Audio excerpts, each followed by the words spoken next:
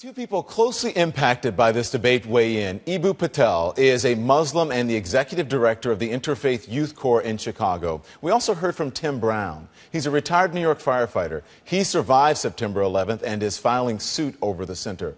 Brown said he's aware of the other mosque in the World Trade Center area, and he has something interesting to say about that. That mosque is actually, if you look on their website, they have disavowed themselves of any relation or association with Imam Rauf's group, and we don't have a problem with them. Imam Rauf is not the person he portrays himself to be. He has said publicly that he wants to leverage 9/11 for his own advantage. Well, to build just to a mega explain to our mosque, viewers, not to cut you away. off, Imam Rauf is Faisal Abdul Rauf is the imam who's behind the mosque, who wants to build this mosque near Ground Zero.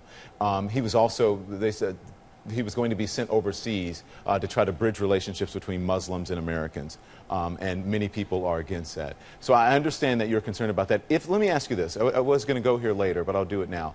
If Imam Rauf was not involved in this situation, would you feel differently about it? Would you support this mosque? Well, probably not. You know, our issue with it is that this building is being built on the cemetery of our loved ones. I lost 93 of my friends. This building was actually impacted directly by the landing gear of one of the hijacked planes that was slammed into the tower by radical Muslim terrorists. Let me ask you, what did you think of the president's comments on Friday? Well, I think he misses the point. I mean, they're trying to couch this as a religious freedom and trying to portray us as bigots, and nothing could be further from the truth. The families, what happened to the sensitivity going from the Muslim world to the families? That's been brushed aside, and we're supposed to be sensitive to the Muslim world on this. Okay. It's upside down. All right. Mr. Patel, how did you view the president's comments on Friday? You know, we expect our leaders in America to stand up for our highest principles. And one of the highest principles of America is that we're a nation of people from different backgrounds living in equal dignity and mutual loyalty. Presidents from Washington and Jefferson to Clinton and Bush have stood up for that.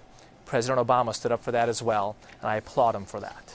This situation, though, don't you think it's a bit different considering what happened on 9/11? And the people behind this mosque have said that there is a need for it in Lower Manhattan, so that's why it's being built there.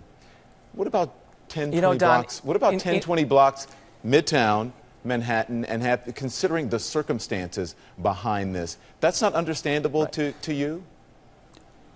Don, you know, in America, we don't tell people based on their race or ethnicity or religion that they are free in this place, but not in that place. I understand that, but there's always there. context, Mr. Patel. There's always context. Sure, and Don. I don't think anyone is saying anything against religious freedom or the freedom of expression or any of that, but there's always context. This is an extraordinary circumstance, and you understand that it is very heated. Many people lost their loved ones on 9/11. And if this building of a mosque is going to cause a controversy like this, when it's supposed to be building relations between Christians, Jews, Muslims, Americans, it seems to be doing the exact opposite. So just considering the context here, that's what I'm talking about.